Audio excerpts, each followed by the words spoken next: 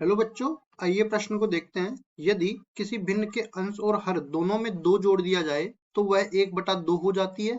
यदि अंश और हर दोनों में 7 घटा दिया जाए तो वह 1/3 के बराबर हो जाती है। तो वह भिन्न ज्ञात कीजिए। प्रश्न को हल करने से पहले इसकी मुख्य अवधारणा के बारे में चर्चा कर लेते हैं। मुख्य अवधारणा मुख्य अवधारणा में हम देखो रेखिक समीकरण पढ़ने वाले हैं। मतलब दो चरों में रैखिक समीकरण निकाय रैखिक समीकरण निकाय और दो चरों में रैखिक समीकरण निकाय जो होता है उसका हल करने के लिए 3 विधियां उपयुक्त होती है। पहली विधि प्रतिस्थापन विधि, दूसरी विधि विलोपन विधि और तीसरी विधि वज्रगुणन विधि। तो इसमें हम लोग लगाने वाले हैं विलोपन विधि। विलोपन विधि में होता क्या है कि कोई भी एक चर, दोनों में से कोई एक चर के गुणांक आपस में बराबर करो और जोड़ बाकी करने के बाद एक चर को विलुप्त कर दो। फिर जो समीकरण बचने वाला है उसमें केवल एक ही चर रहने वाला है और एक चर का मान आसानी से निकाला जा सकता है। फिर जैसे ही एक चर का मान आसानी से निकाल सकते हैं तो वो चर का मान किसी भी समीकरण में रख के दूसरे चर का मान हम लोग निकाल लेंगे। तो इस तरीके से देखो, दो चरों में रैखिक समीकरण किस तरीके का होता है। ax plus B Y plus C बराबर में 0। इसमें देखो दो चर है और साथ ही रैखिक समीकरण इसलिए बोलते हैं क्योंकि दोनों चरों की घात जो है एक है, एक से ज्यादा नहीं है। अब देखो आगे बढ़ते हैं और यहाँ पे जो सवाल में शर्त कह रखी है उसके बारे में चर्चा कर लेते हैं। पहले तो हम लोग मानते हैं, माना जो भिन्न पूछ रही है उसके लिए माना भिन्न का अंश x और भिन्न का हर y है।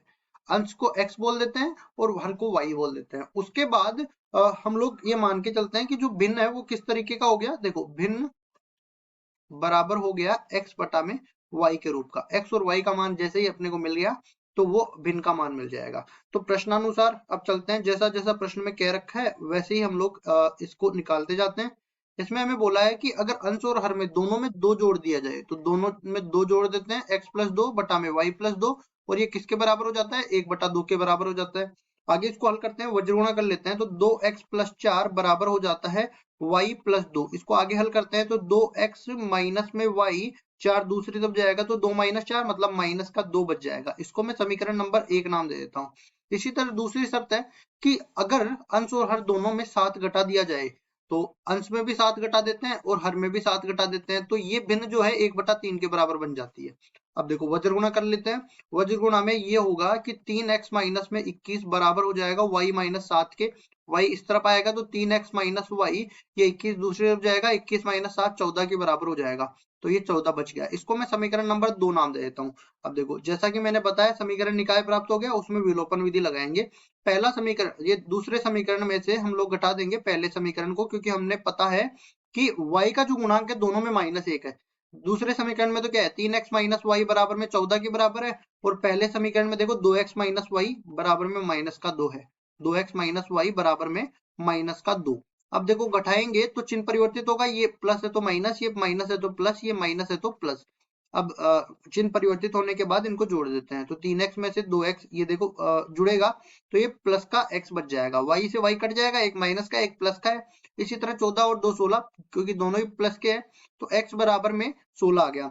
इसी तरह x का मान, एक चर का मान आ गया। अब ये x का मान किसी भी एक समीकरण में उठा के रखो और दूसरे चर का मान निकालो। तो देखो दूसरे समीकरण में रखता हूँ तो 3 गुणा में 16 माइनस वाई बराबर में 14 के, ये हो जाएगा 14 के बराबर। y बराबर में 16 48, 48 माइनस में 14 के बराबर ये हो जाएगा। देखो 8 में से 4 गया 4 के बराबर और 4 में से 1 गया 3 के बराबर। तो x का मान यहाँ पे फिर से लिख देते हैं, y का मान आ गया 34 के बराबर।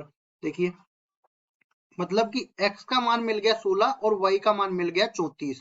तो अब भिन्न के रूप में इसको लिख सकते हैं। देखो भिन्न अपने पास कौन सी आ गई, 16 बटा में 34। आप यहाँ पे देख भी सकते हो, जो उत्तर की जांच करने के लिए पहली चीज तो हमें भिन्न निकालनी थी तो अपना उत्तर तो क्या आ गया 16/34। उसके बाद देखो उत्तर की जांच हमें करनी है, तो उत्तर की जांच भी हम लोग कर सकते हैं। पहले क्या बोला कि दोनों अंश और हर में हमें जोड़ना है 2 को, तो 16 + 2 और नीचे भी 34 + 2 हो गया।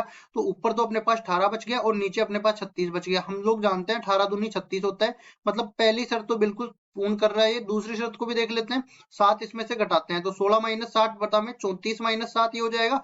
16 में से 7 घटाएंगे तो ये अपने पास 9 के बराबर बच जाएगा, और 34 में से 7 घटाएंगे तो ये 27 के बराबर, 9 × 3 = 27 होता है, तो कट के 1/3 के बराबर हो जाएगा, मतलब दूसरी शर्त को भी संतुष्ट कर रहा है।